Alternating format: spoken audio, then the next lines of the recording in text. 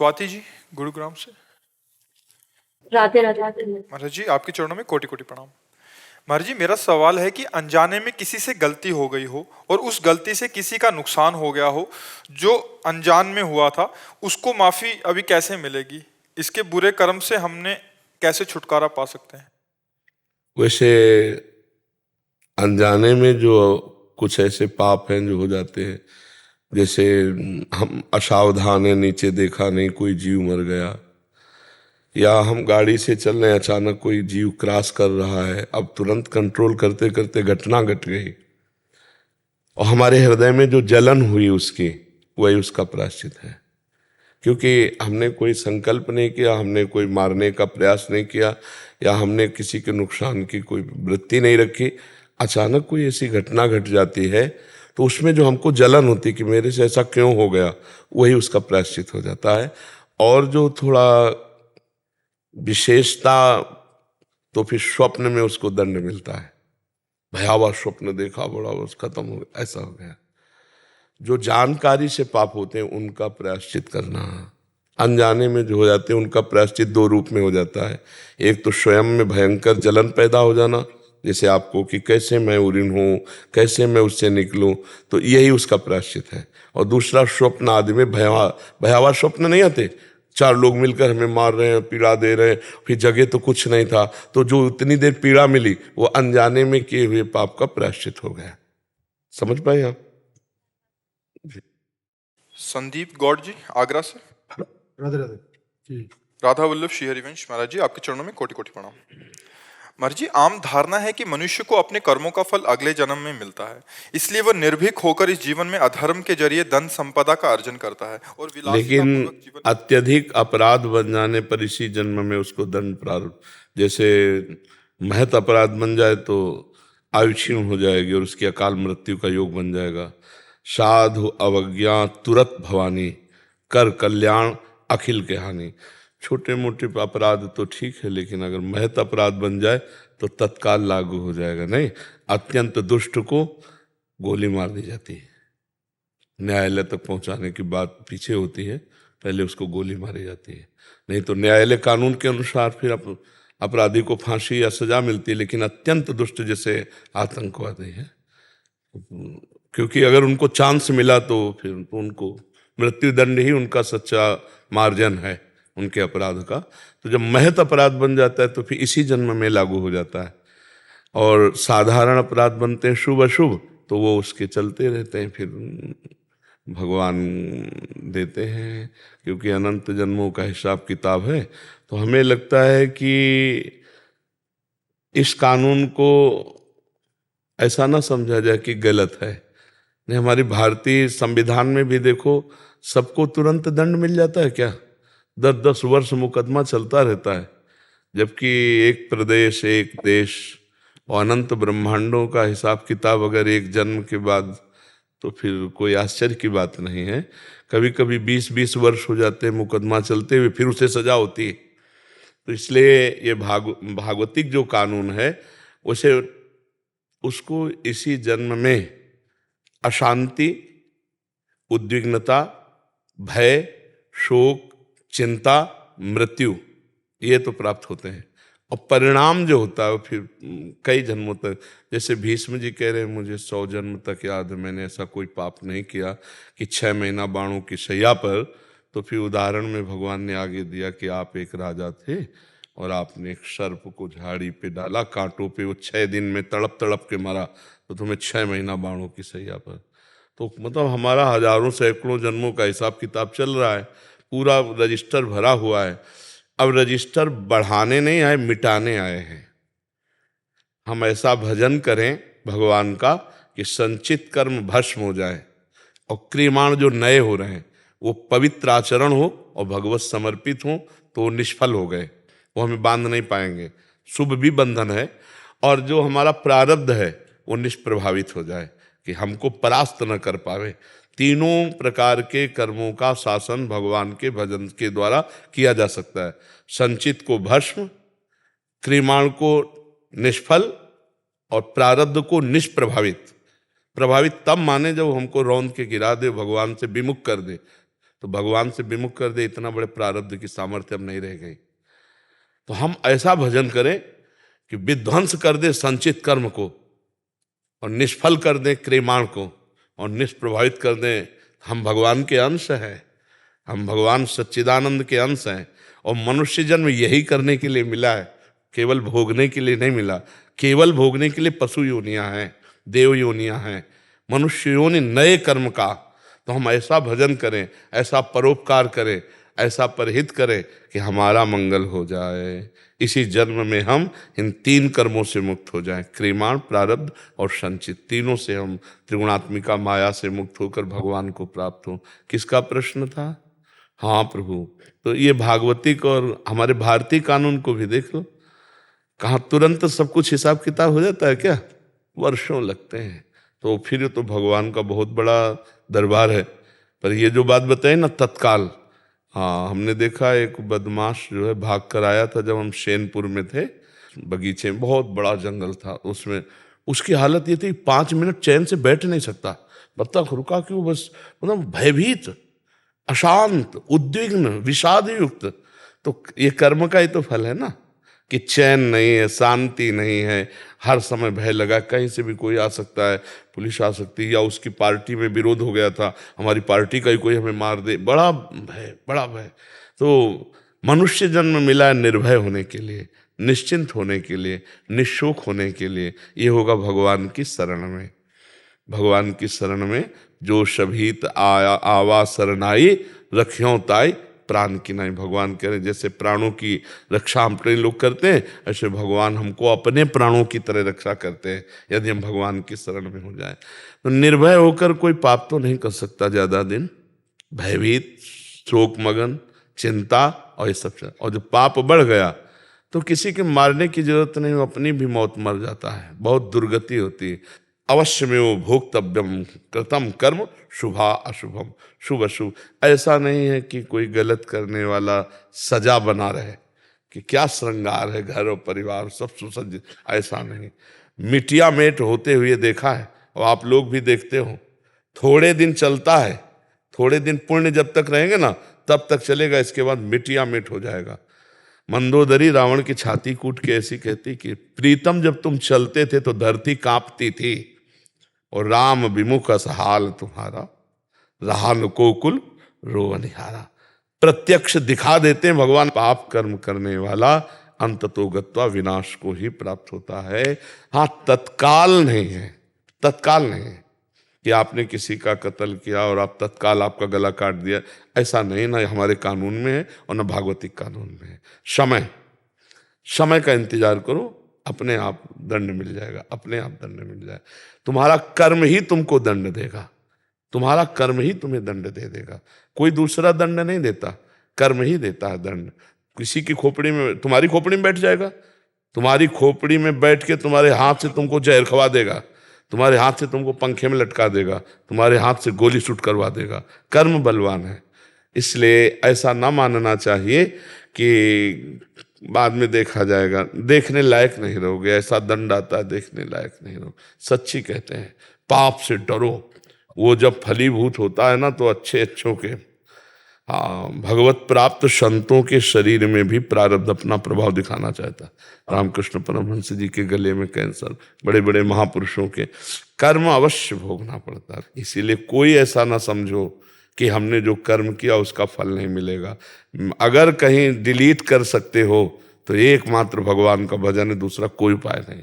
भजन से ऐसा होता है, अगर ऐसा ना होता तो कोई जीवन मुक्त होता ही नहीं, कोई भगवान को प्राप्त ही नहीं कर पाता, सब कर्म भोग में फंसे रहते। भगवान के नाम में इतनी सामर्थ्य है, मिटा देंगे आपके संचित कर्म को, मिटा देंगे, पक्का मिटा देंगे। बहुत बड़ा गोदाम जमा है संचित कर्म का। इसलिए नाम, भगवान का नाम जितना जप लो। इस बात को मत देखो कि वो पापी बहुत सुखी है, वो बहुत गाड़ियां और बहुत रुपया पैसा सब मिट्टी में मिल जाएगा। अब आप अविनाशी हैं नहीं कि आप देख सको, शरीर विनाशी है, दृष्टि प्राकृतिक है, नहीं बिल्कुल मिट्टिया मेट दिखाई देता है। एक दो नहीं, कई उदाहरण हमने देखे, कई उदाहरण देखे।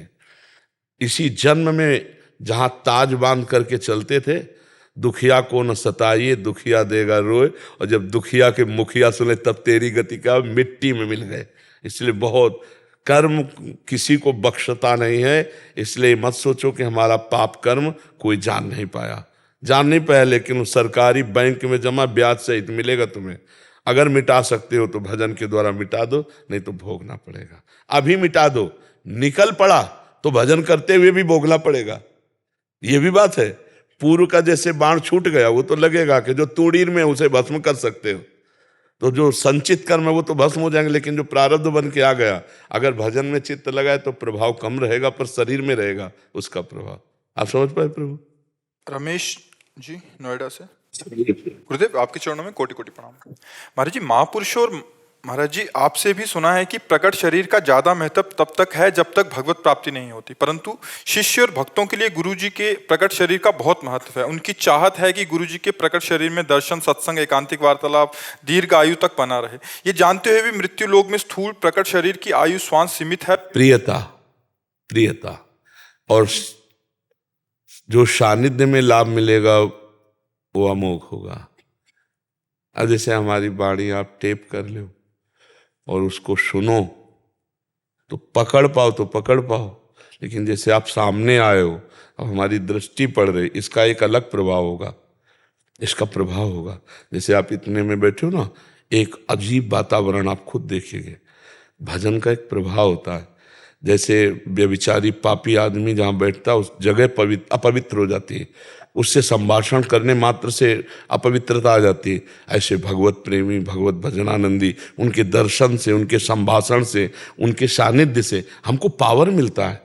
केवल प्रवचन ही नहीं, हमको पावर मिलता है जिससे हम अध्यात्म को धारण करने की क्षमता रखते हैं। तो ये तो भगवान की कृपा से ही लाभ, जितने दिन बदा है उतने ही दिन मिलेगा, नहीं तो फिर नहीं मिलेगा। जैसे मानो उड़िया बाबा थे, तो उनके सामने जो रंग था अब वो रंग थोड़ी है। आश्रम में जाके देख लो, उनकी गुफा में जाके देख लो, उनके आसन में जाके देख लो, वो रंग। चिड़िया उड़ गया तो फिर पिजड़े का कोई बात तो थोड़ी रह जाता है। तो ये तो यही लाभ लेना है। प्रगट में जितने दिन है हमको इतना पक्का हो जाना है कि हमें माया फिसला ना पावे।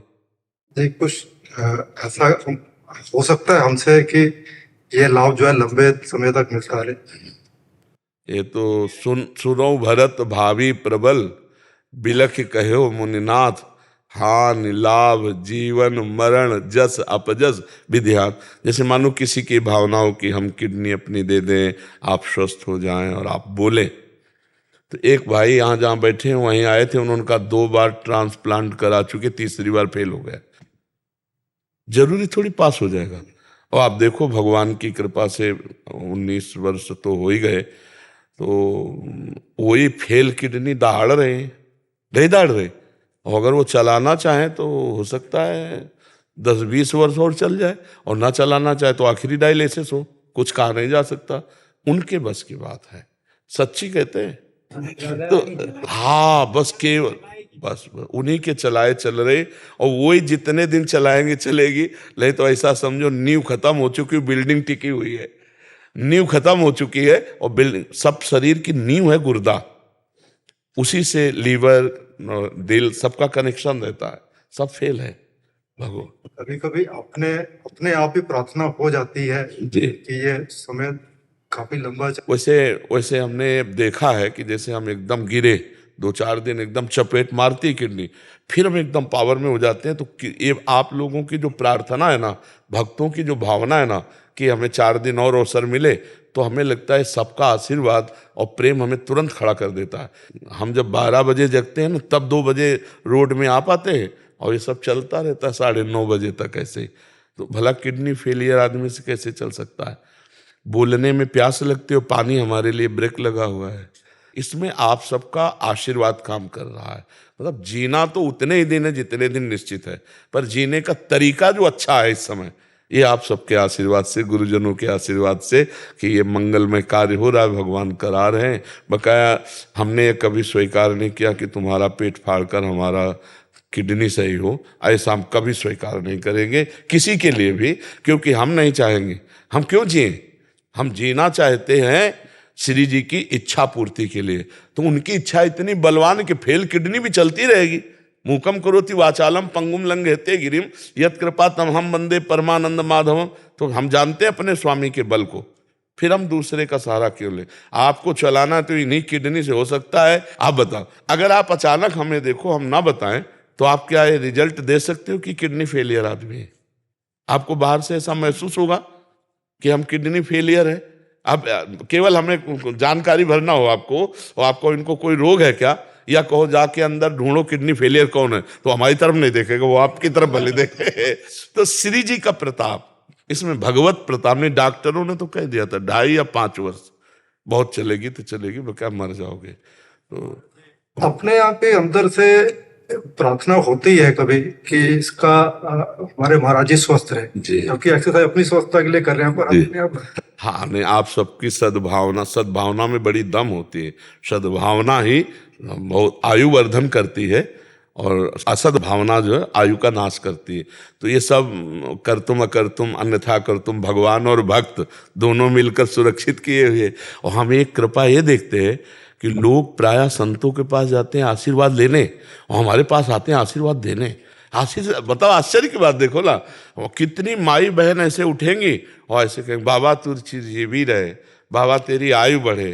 तो हमें लगता है कि उल्टा हो रहा है। लोग साधु बाधुआ से चिरजीवी होना चाहते हैं, आशीर्वाद मांग, बाबा तू सुखी रहे, ए बाबा तू ऐसे आनंद से, ब्रजवासिनी मैया आती है, ए बाबा तू ऐसे आनंद से बोलता है, मैं देखती रहूं और तेरे को रोटी पवाती रहूं। यही श्री जी से प्रार्थना है, यही काम कर रहा है, यही सब का।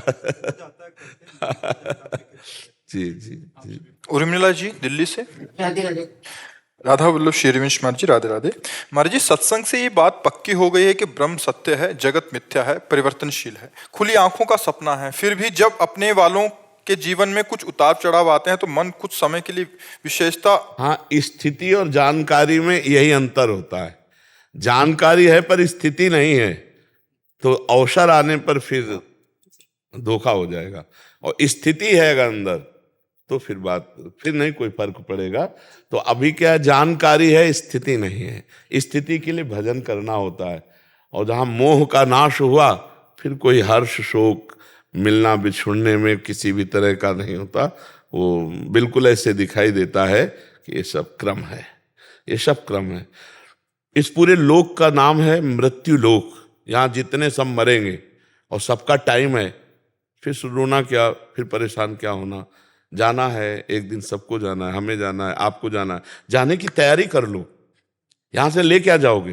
बोले कुछ नहीं, नहीं ले जाओगे, नाम ले जाओगे, परोपकार ले जाओगे, अच्छे कर्म ले जाओगे, बुरे कर्म ले जाओगे।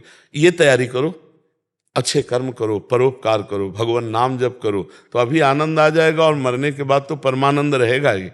भगवान ने कृपा करी, हमें मानव दे दिया है, तो हम कर्म बंधन से मुक्त हो जाएं, हम पाप बंधन से मुक्त हो जाएं, हम दुख विपत्ति से बच जाएं। इसलिए भजन करो। भजन के बिना स्थिति नहीं होती, और स्थिति के बिना माया से लड़ा नहीं जा सकता। जैसे हम जानते हैं कि पराई माता बहन की तरफ गंदी दृष्टि करना पाप है, लेकिन भजन नहीं है तो हम ये पाप कर बैठेंगे। हम जानते हैं दूसरे का धन अपहरण करना पाप है, धन पर आए बिस्ते बिस्वारी, लेकिन हम वो कर लेंगे क्योंकि हमारे अंदर स्थिति नहीं। लोग कहते कि हमें पता तो है यार, लेकिन हम पता नहीं क्या हो जाता है, हम कर वही हो जाता है। स्थिति नहीं, भजन नहीं है। भजन करो, स्थिति आ जाएगी, तो समय पे उसका सदुपयोग होने लगेगा। मोह के समय मोह नहीं होगा, काम के समय आप परास्त नहीं होंगे, क्रोध के समय आप विवेक से अपने आप को बचा लेंगे। ये भजन से होगा। इसलिए खूब राधा राधा जपो, या राम कृष्ण हरि, जो नाम प्रिय लगे खूब जपो। अमित सैनी जी, वृंदावन से। राधे राधे। राधा वल्लभ श्री हरिवंश महाराज जी। महाराज जी, मैं घर पर श्री रामचरितमानस का अध्ययन करता हूँ। महाराज जी, मेरा एक प्रश्न है। जब भी मैं पढ़ता हूँ रामचरितमानस को, तो एक प्रश्न आता है कि जब श्री राम जी ने बाली जी को मारा था, तो राम जी के हाथ से दंड पाके वो निष्पाप हो गया, और राम जी को देखते हुए उनके प्राण छूटे। महाराज जी, प्रश्न ये उठता है कि अपने शरीर को त्याग करके वो चले गए, बट काफी कथावाचकों के मुख से सुना है कि महाराज जी पूरा इन्होंने लिखा कि कृष्ण अवतार में वो बहेलिया के रूप में आए। महाराज जी कह रहे थे कि उनकी कौन सी आसक्ति अभी बाकी रह गई थी, उनको दोबारा जन्म लेना? नहीं, भगवान ने अपने लीला का पात्र बना लिया, संसार का थोड़ी, अब अपनी लीला का पात्र बना लिया। मोक्ष होने के वैकुंठ से जय विजय आए ना, वैकुंठ से कोई आता जाता है क्या? कर तुम अकर तुम अन्यथा कर तुम सर्व समर्था सा ईश्वरा। हमारी बात समझ रहे हो? मोक्ष होने के बाद भी यही तो मोक्ष पद भी है, जो परम पद है, वैकुंठ में जय विजय है, आए ना 3 जन्म के लिए सनकादि के द्वारा। तो जब लीला का पात्र बन जाता है तो ताल ठोक के भगवान से दुश्मनी कर रहे, कौन सा ज्ञान नहीं हो, तो परम ज्ञानी है जय विजय। पर भगवान की लीला में अगर वो आए हैं विरोधी का भाव लेकर, तो अंतिम समय तक कहा कहाँ राम रन हतो पचारी। और दूसरी बात, भगवान ने जैसे बाली को मारा, उससे भी एकाग्रता करके रावण को मारा, पर अगला जन्म हुआ ना उसका, नहीं जानते क्या? कंस के तो नहीं, कंस तो काल नेमी है। कंस तो जो हिरणाक्ष हिरण्यकश्यप भगवान ने तो मारा वाराह नरसिंह रूप में, तो रावण कुंभकर्ण भगवान ने मारा राम लक्ष्मण के रूप में, वही तो है ना। तो वही शिशुपाल और दंतवक्र बने, क्योंकि 3 जन्म तक उनको भगवान के साथ विरोध लीला करनी है। तो अब भगवान ने एक यहाँ युद्ध क्षेत्र की मर्यादा से भगवान ने मारा। एक युद्ध क्षेत्र की मर्यादा होती है कि यदि शत्रु प्रबल हो तो गुप्त रूप से उस पर प्रहार किया जाए। तो इनको वरदान था कि जो सामने आ जाएगा उसका आधा बल, तो अनंत सामर्थ्यशाली भगवान का आधा बल पहुंच जाएगा तो कोई उसे परास्त ही नहीं कर सकता। इसलिए वृक्ष की ओट में होकर सुग्रीव जी को सामने भेजकर लड़ रहे हैं सुग्रीव और बाली, और प्रहार कर रहे हैं भगवान श्री राम। माला पहना दी थी सुग्रीव जी को, तो उससे सुग्रीव की पहचान हो गई। अब अंतिम समय जब भगवान को सामने देखा, तब यही प्रश्न किया कि मुझे क्यों मारा प्रभु? हम तो जानते हम दोनों ये भाई भाई हैं, जैसे हमारे आचरण वैसे इसके आचरण थे, कोई भजनानंदी नहीं सुग्रीव बहुत। तब भगवान ने कहा मेरी शरण में हो गया है, और मेरी शरण में जो हो गया तो शरणागत का मित्र मेरा मित्र और शरणागत का दुश्मन मेरा दुश्मन, इसलिए मारा। तो अगर छुप के मारा तो किसी को कहने को नहीं दिया। अंतिम समय में भगवान जब कृष्णावतार में अंतर्ध्यान होते हैं, तो वो भी सीधे भगवान के चरणों को मृग का मुख समझकर जब नजदीक गया तो भगवान को देखा, कांप गया। भगवान ने कहा, तुरंत विमान मंगाया और कहा बैठो अब जाओ, क्योंकि उसको तो परम पद मिलना ही था, उसको तो लीला में स्वीकार कर लिया। तो जो लीला होती है उसमें फाइनल में, जैसे रावण कुंभकर्ण को भगवान के मारने के बाद भी जन्म लेने की कोई, पर उनका जन्म होता है क्योंकि भगवान की लीला में ऐसा है। समझ पा रहे हो आप? अब भी कोई संशय है? हाँ ठीक है। अर्चना जी, महाराज जी राधे राधे। महाराज जी, कभी कभी अंदर के विकार बहुत अधिक बड़े हुए दिखाई देते हैं और उनका प्रभाव भी काफी समय तक बना रहता है, ना चाहते हुए भी अपराध बन जाता है, फिर बाद में ग्लानि व पश्चाताप होता है। गुरुदेव, इससे निकलने का रास्ता बताइए। असल बात, इससे निकले हुए आप उसको अपने में मानते हैं, इसलिए बड़ी बात है। अपने में मानते रहोगे तो निकल नहीं पाओगे। अंतःकरण में काम क्रोध का प्रभाव होता है, आप उसके दृष्टा होते हैं, और आप दस्खत ना करें तो कोई भी विकार आपको परास्त नहीं कर सकता। आपके मन में आ रहा है इसको गाली दें, अब हम मौन है, दिला दे भला गाली। आपके मन में आ रहा उधर देखो बहुत सुंदर, नहीं देखेंगे। वो कह रहा गलत करो, नहीं करेंगे। वो आप में विकार थोड़ी है, आप दृष्टा हैं उसके, पर आप दृष्टा न रहकर जब भोक्ता बन जाते हैं तब आप फंस जाते हैं। तो हमें लगता है थोड़ा ज्ञान तो होना चाहिए कि अंतःकरण पर, इंद्रियों पर भोगों का प्रभाव होता है।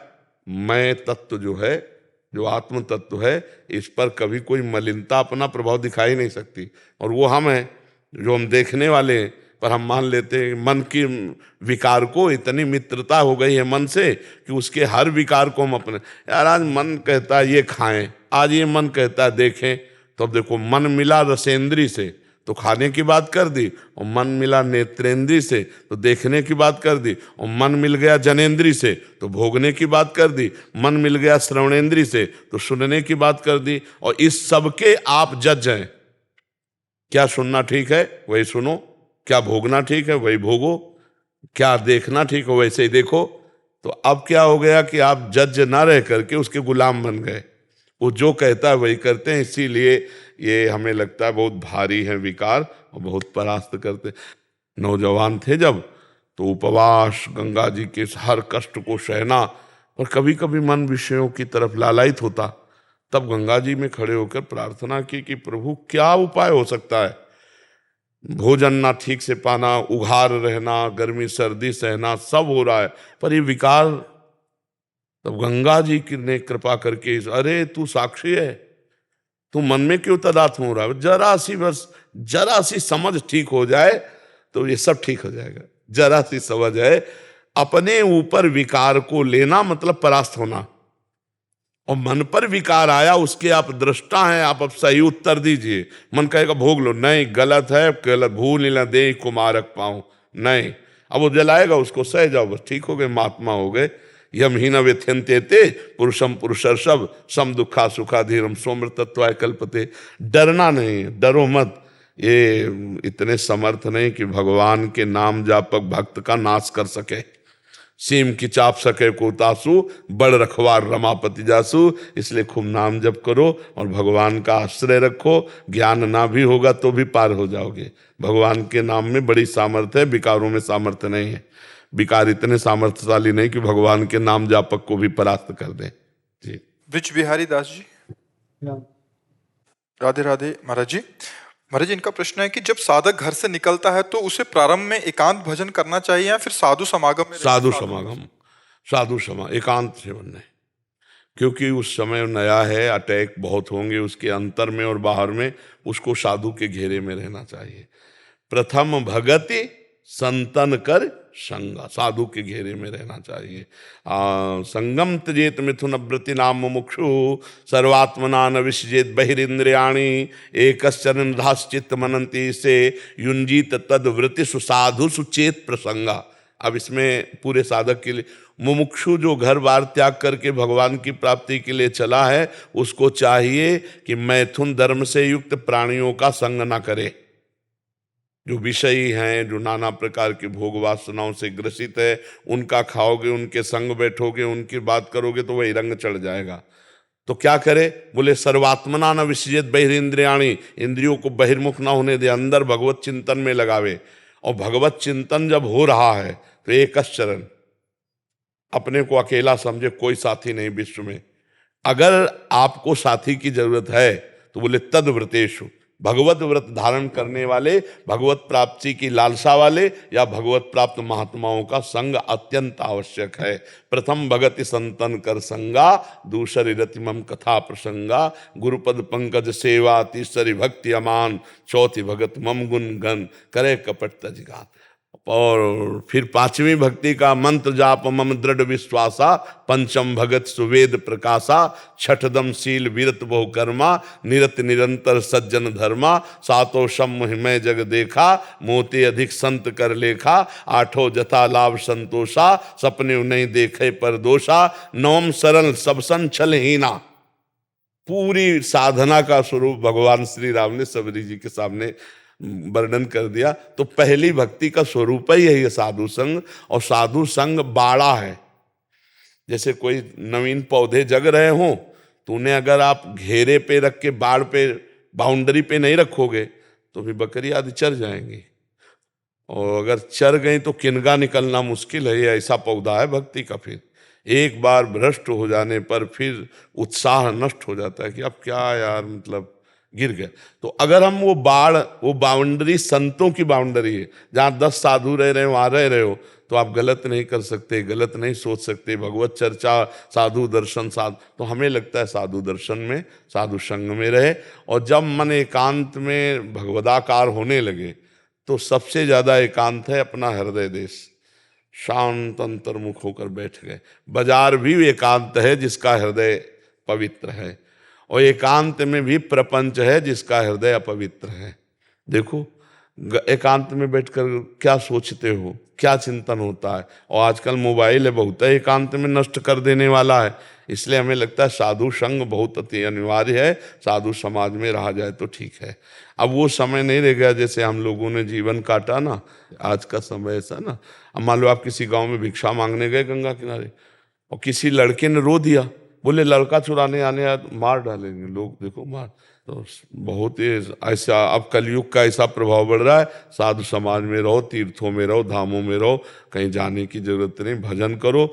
अब ऐसा नहीं समय रह गया कि हाथ में कूड़ी बगल में सोटा, चारों दिशा जागीरी माँ, मन लागो यार फकीरी बा। अब ऐसा समय नहीं रह गया, ऐसे समय मार डाले जाओगे, पता नहीं क्या क्या बोल दें लोग। इसलिए साधु समाज में रहो, भजन करो, अपने को बचा के जियो। नहीं बाबा जी, आप भारत सरकार की अमेरिका में कॉन्सुलेट जनरल है, विदेश मंत्रालय में, बहुत बड़े अफसर है। अच्छा अच्छा, सियाटल में हूँ महाराज जी अभी मैं अच्छा। हॉस्पिटल में। आपकी बहुत सुनते हैं और बहुत अच्छा लगता है। अच्छे आप जैसे अच्छे आशीर्वाद देंगे सब लोगों को। हमारी तो सामर्थ्य क्या, हमारे प्रभु के बल से ही है। और हम यही चाहते हैं कि सब स्वस्थ रहें, दिमाग से भी और शरीर से भी। नहीं, अध्यात्म दिमाग को स्वस्थ करता है। अगर आपका दिमाग स्वस्थ है ना, तो शरीर की पीड़ा भी आप सह जाएंगे। और दिमाग अस्वस्थ है तो फिर वासनाओं में ये सबसे बड़ी बीमारी वासना, इसी की बीमारी के कारण पूरे जेल भरे हुए हैं। ये सब दिमाग के बीमार लोग हैं जो अपने दिमाग को कंट्रोल नहीं कर पाए और गंदा आचरण कानून के खिलाफ कर दिया, तो वहाँ पाप आचरण कर दिया तो नाना प्रकार के रोग आदि, शरीर में दंड तो मिलता ही है, भागवतिक दंड तो मिलता ही है। आपकी शिक्षाओं से आपके इससे पूरे समाज में और जो ये भगवान का प्रभाव समझो। 20 लोग 30 लोग बैठते हैं और 20 लाख लोग आनंद ले रहे, तो भगवान की कृपा से ये। नहीं मान लो यूट्यूब ना होता तो जैसे कुएं में दीपक जल रहा है लेकिन बाहर प्रकाश ना जाता, कौन जानता।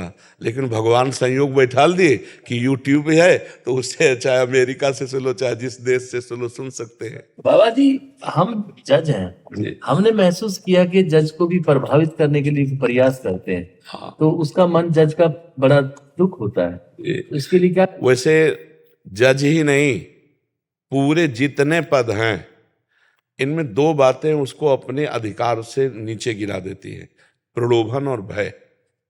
2 शब्द हैं, एक है प्रलोभन और एक है भय। आप प्रलोभन से नहीं डिगेंगे तो भय से आपको डिगाया जाएगा, और आप भय और प्रलोभन दोनों से न डिगे तो भगवान आपके साथ है, आपको कोई बाल बांका नहीं कर सकता। आप अपने पद में हैं और अपनी गरिमा में रहिए। प्रलोभन और भय ये 2 आपको छूने ना पावे, और भगवान का स्मरण रहे तो आपका कोई बाल बांका नहीं कर सकता। बाबा जी, हम तो जब जाते हैं ना उस कुर्सी पे, जी। तो नंगे पैर जाते हैं, ना तो प्रलोभन में आते ना भय में। जिस दिन भय और प्रलोभन, अपने घर चले जाएंगे, बिल्कुल बिल्कुल शुद्ध बात चढ़ है। के चले जाएंगे। हाँ बिल्कुल ठीक, न्याय का। मजदूरी कर लेंगे, हाँ लेकिन ना प्रलोभन में आए ना भय में आए। हाँ बिल्कुल, सबको चाहिए ऐसा।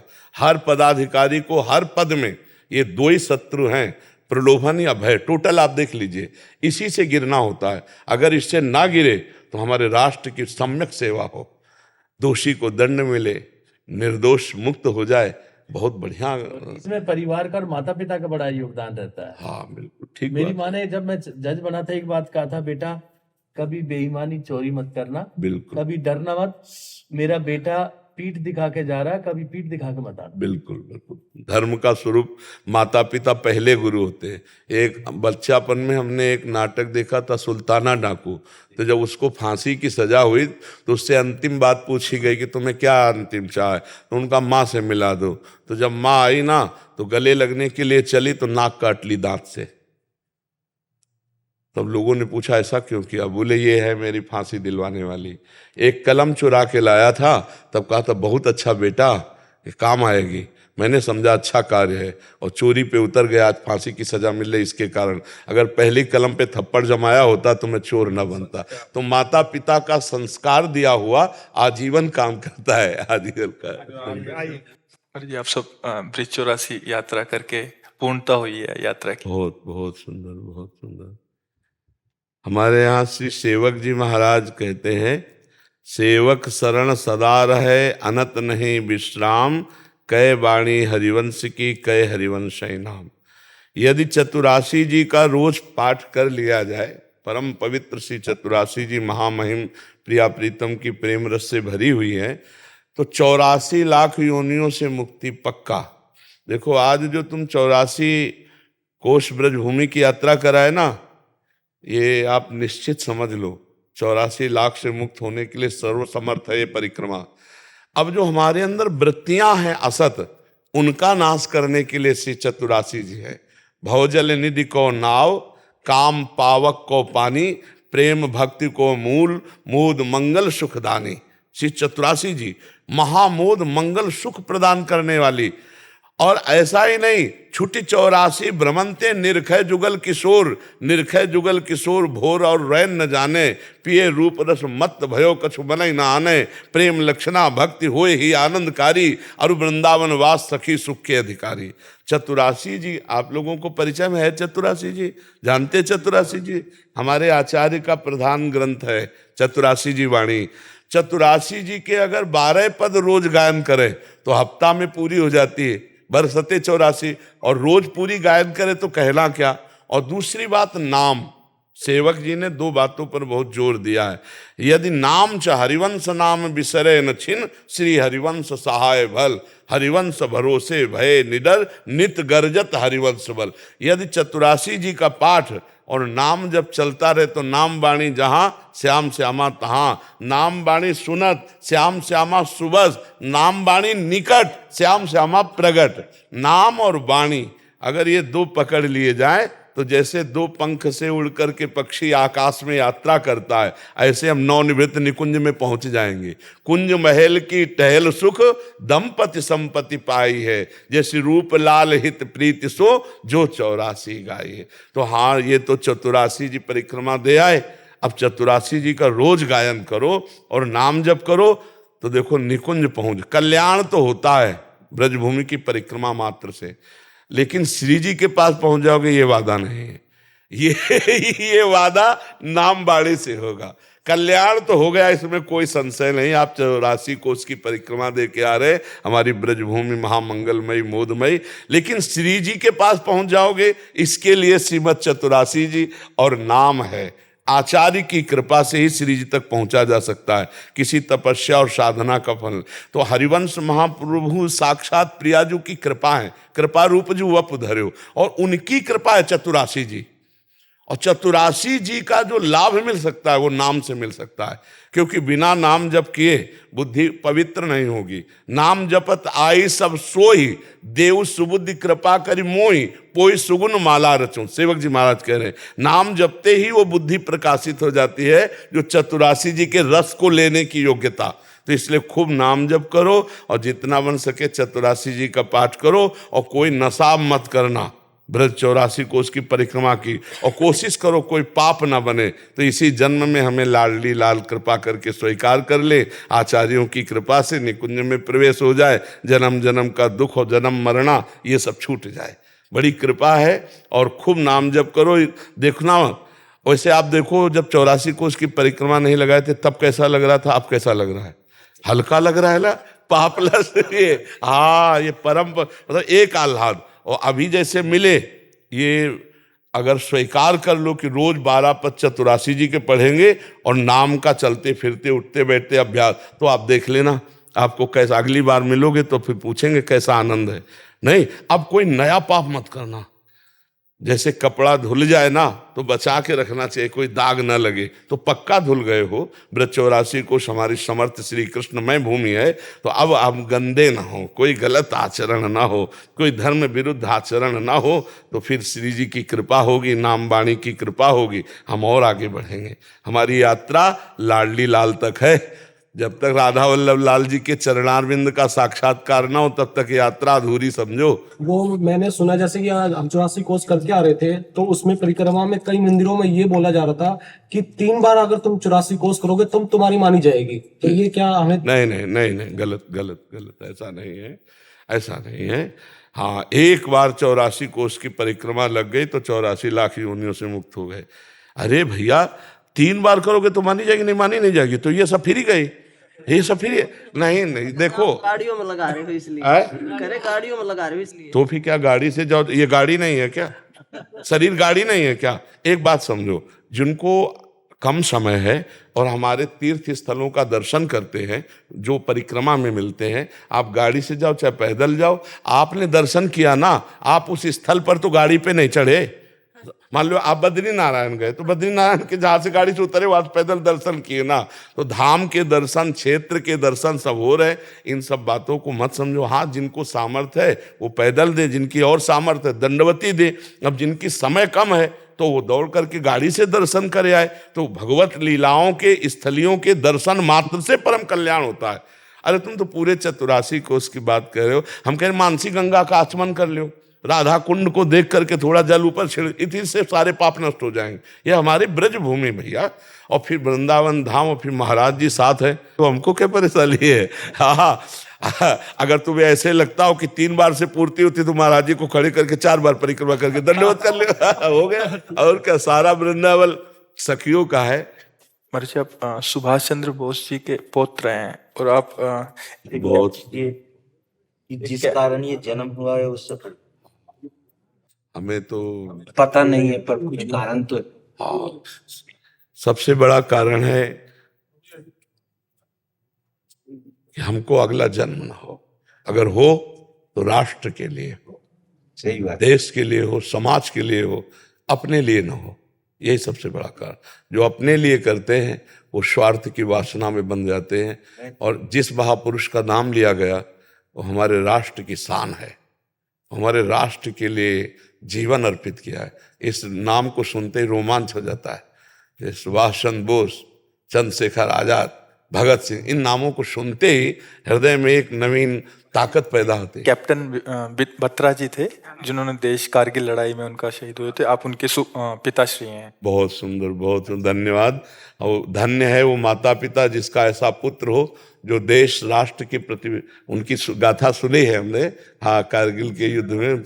हाँ, बहुत बहुत आपको भी फिल्म भी बने हैं उनके। हाँ, शायद उनके एक भाई अभी, हाँ जी, हाँ, अभी भाई हैं उनके। क्या पुत्र थे? जुड़वा पुत्र थे जी। हाँ 2 पुत्रियों के बाद में जी, ईश्वर ने जुड़वा। नहीं नहीं, धन्य आप पिता कहने के बिल्कुल पूर्ण अधिकारी है कि हमारे राष्ट्र के लिए उन्होंने ललकार करके दुश्मनों को मारा और अपने, हाँ, और अपने को शहीद किया। बहुत बड़ी बात है। बहुत जी, भगवान राम को बहुत श्रद्धा थी उनमें जी, तो वो लव कुश उनका नाम बच्चों का रखा गया। जी जी जी ये लव थे जो विक्रम हैं जी, ये इनका घर का नाम लव था। जी जी, तो हमें गर्व है इस बात का कि मातृभूमि के लिए उन्होंने अपने बिल्कुल, प्राण न्यौछावर हाँ, किए। बिल्कुल। लेकिन स्मृति उनकी आती है, जी, रहती हमेशा साथ। आप में ही नहीं पूरे भारत में स्मृति है, आप में ही नहीं पूरे भारत की आंखों में आंसू। जब उस बात को देखा जाता है ना तो ऐसे देखा जाता है जैसे मेरा भाई, मेरा जन। ये मतलब आप इतना सौभाग्य समझिए कि हमारा पूरा भारत उनकी स्मृति के लिए, हाँ, पूरा भारत। अभी 6-7 महीने पहले उनकी माता श्री, उनका भी स्वर्गवास वो सिधार गए। जी जी, तो कुछ परिस्थिति वश मैं कर नहीं पाया, उनको कार्डियक अरेस्ट हो गया हार्ट पे एकदम सुबह सुबह। तो मैं ले जा नहीं पाया, कुछ परिस्थिति ऐसी बनी कि दूर जाना था। तो वो एक मन के अंदर एक ना बड़ा ही गिल्टी। इतना ही आप इतना समझिए कि राइट टाइम में जिस समय शरीर छूटना है आप ले भी जाते तो बचा नहीं पाते, क्योंकि वो निश्चित समय है। इसलिए ये ग्लानि तो छोड़ दीजिए। और वो ऐसी माता, वीर माता थी, वो सोच करने योग्य तो है नहीं। अब हमें लगता है आप प्रसन्न रहिए और नाम जप कीजिए और तैयारी कीजिए अब प्रभु के लिए। नहीं, देश में तो आपका झंडा झूम ही रहा है, आप उनके पिता हैं, नहीं? और ऐसे वीर बहादुर पुत्र हुए, अब नाम जप करके भगवान को प्राप्त बस करो। वही मैं आपसे ये कहने जा रहा था कि बीज तो भक्ति का पड़ गया है जी, लेकिन अब वो कैसे शीघ्रता से। नाम जप, नाम जप, अधिक से अधिक नाम जप, जो नाम आपको प्रिय हो। राम कृष्ण हरि राम, जी मेरे हाँ, बस बार बार उसी नाम को दोहराइए। नाम में ही सब कुछ सामर्थ्य विराजमान है। ठीक है, लाओ इन सबको दुपट्टा पहनाओ श्री जी का और स्वागत है। हाँ, धन्यवाद, आपने दर्शन दिए, ये हमें अच्छा लगा। जी, धन्यवाद। जालिंदर जी, जय भीमा शंकर से। महाराज जी, मैं श्री क्षेत्र भीमा शंकर संस्थान में पुजारी हूँ। महाराज जी, हम जब पूजा अर्चना सेवा करते हैं तब कुछ महिला भक्त मंदिर में बहुत कम वस्त्र परिधान करके आते हैं, उससे अंग प्रदर्शित होते हैं, अन्य भक्तों को ना चाहते हुए भी देखना पड़ता है। हम जब उनसे कहते हैं तो कहते हैं कि हमारी मर्जी, तुम्हें क्या अधिकार, और लड़ने लग जाती है। महाराज जी, कृपया मार्गदर्शन करें कि ऐसे मंदिर आदि में या कोई मंदिर या कहीं भी देखो, आज जो है मन और इंद्री की गुलामी को स्वतंत्रता माना गया है।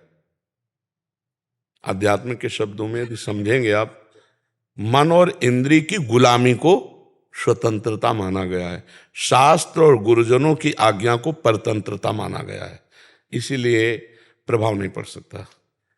क्योंकि भवानी शंकरो वंदे श्रद्धा विश्वास रूपिणो याभ्याम बिना न पश्यन्ति सिद्धा स्वांता स्तमीश्वरम। श्रद्धावान लभते ज्ञानम। जब श्रद्धा ही नहीं है संत और शास्त्र के वचनों में, तो मन मानी आचरण स्वाभाविक है। अब हमको अपने को बचाना है। यदि मेरी बहन हो तो क्या अपने बहन के अंगों को देखकर मुझे काम आएगा क्या? मेरी बहन बीमार हो, मेरे ही समान और कोई सेवा करने वाला ना हो, यदि मैं उसे शौचाऊं, यदि उसको वस्त्र पहनाऊं, तो क्या काम आ जाएगा क्या? तो मैं अपनी दृष्टि को पावन करूं। अब समाज को पावन करने की सामर्थ्य भगवान में है, या भगवान जिन संतों की वाणी से करवा दें तो है, नहीं तो असंभव सा है, क्योंकि मनमानी आचरणों का बड़ा मनोरंजन चल रहा है। शास्त्र आज्ञा का पालन करना कहीं रह नहीं गया है। अब हम बार बार उसी प्रसंग को फिर सामने लाते हैं। एक बच्चा कई बच्चियों से बॉयफ्रेंड गर्लफ्रेंड का संबंध रखते हैं, बच्चियां, और ब्रेकअप करते हैं, फिर अगले, फिर इसे क्या कहते हैं हमारी शास्त्रीय भाषा में? व्यभिचार।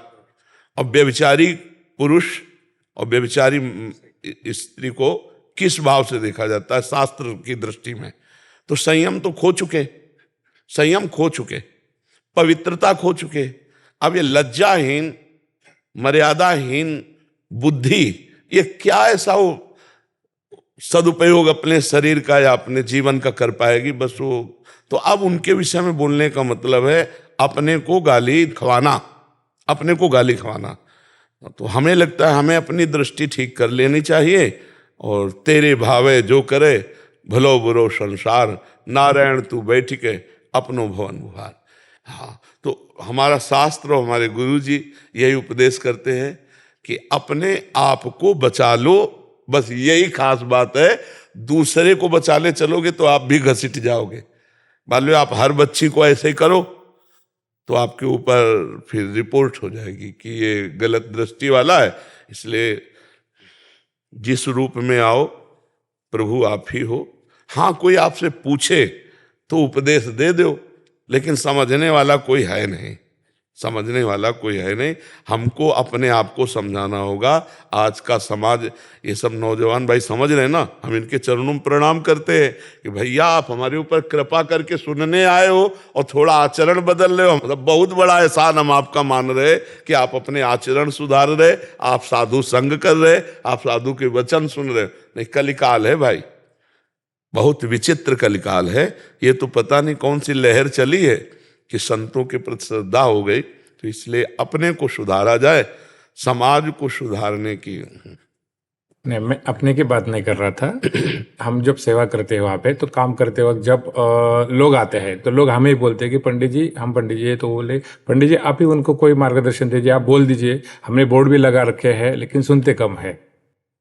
नहीं सुनेंगे, आप कहोगे तो आपके ऊपर वचन और हाँ वचन और हो सकता है कटुता का व्यवहार हो जाए। नहीं सुनेंगे आप। पहला हमारा उत्तर था मन और इंद्रियों की गुलामी को स्वतंत्रता समझा जाता है, शास्त्र और संतों की वाणी के अधीन चलना परतंत्रता समझा जाता है। कैसे समझ में आएगी आप बता? तो इस विषय में हमें लगता है कि मौन होना ही उचित रहेगा। कोई प्रश्न करे तो उसका उत्तर दिया जा सकता है कि महाराज जी हम लोग ऐसे वस्त्र पहनते हैं, क्या ठीक है? तो फिर बोल सकते हैं, क्योंकि वो जानना चाहते हैं। और ऐसे आप बोलोगे तो फिर बहुत ही गलत हो जाएगा। बहुत ही गलत शब्द का प्रयोग हो सकता है, बहुत ही गलत शब्द का प्रयोग। हाँ, संसार का बहुत विचित्र स्वरूप है, नहीं प्रयोग हो सकता, वो आपको ही डांट लग सकती है बहुत। हाँ, इसलिए मौन अपने से कोई तब उत्तर देने का प्रणाली भी है, उपदेश देने की। जब तक प्रश्न ना करे तब तक उसको उपदेश न दे, नहीं वो उपदेश काम नहीं करेगा। प्रश्न करता दैन्य भाव से आरत अधिकारी जब पावे गूढ़ो तत्व न साधु दुराए। और इस विषय की व्याख्या हम कर नहीं सकते, क्योंकि जब तक आप नहीं बदलना चाहेंगे, मतलब सामने वाला, तब तक ऐसे केवल फालतू बोलने से नहीं चलेगा। वो सामने सुधरना चाहे तो उसको हो सकता है। और नए बच्चे हैं, ये इतना ही मान लें कि गलत आचरण न करें और नशा न करें, इतना ही मान लें तो हम इनके चरण छूते हैं सब बच्चों के। हमारे भारत के ये भविष्य हैं, ये कोई गंदा व्यसन न करें और ये गंदे आचरणों से बच जाए। नहीं, बहुत बड़ी हानि होती है। फिर ब्लैकमेल होने लगते हैं बच्चे, फिर वो अपने को कंट्रोल में ना करने के कारण वो अपने को मिटा देने की सोचने लगते हैं। नए नए बच्चे कई कारणों से अपने शरीर को त्यागने की बात, तो थोड़ा अध्यात्म सुने, नशा न करें, व्यभिचार प्रवृत्ति से बचें और अपने आप को भारत की सेवा में लगाने योग्य बनावें, समाज की सेवा में लगाने योग्य बनावें। इतना बहुत बड़ा उपकार हो जाएगा। और देखो जैसे जैसे कलयुग बढ़ेगा तो पापाचरण बढ़ेगा, पापाचरण बढ़ेगा तो कैसे बढ़ेगा? ऐसे बढ़ेगा। मम्मी पापा से बच्चे कैसे बात करते, तुम अपनी देखो यार, हम अपनी देख लेंगे, ऐसे हमने सुना है।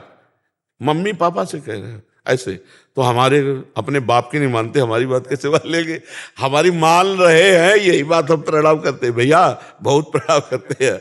सुबह जब हम आते हैं ना तो हमें लगता है 80% जवान होंगे, सब नौजवान होते हैं 80%। तो देख के हमें आनंद लगता है कि अगर ये सुधरे तो भारत सुधर जाएगा। क्योंकि नौजवान मतलब भूत अवस्था होती है, नौजवान की होती यौवन ज्वर के नहीं बलकावा, इसमें कुछ नहीं यार, अपनी मस्ती से। और ये सुन रहे हैं हाथ जोड़ के, ये खड़े हैं साधु दर्शन के लिए, इसका मतलब श्रद्धा है। इसका मतलब हमारे भारत में अभी संतों और शास्त्रों के प्रति श्रद्धा है। तो जो श्रद्धा करेंगे वो तो सुधर जाएंगे, और जो श्रद्धा नहीं करेंगे तो मनमानी आचरण को सुधारना बड़ा कठिन है, बड़ा कठिन है जी।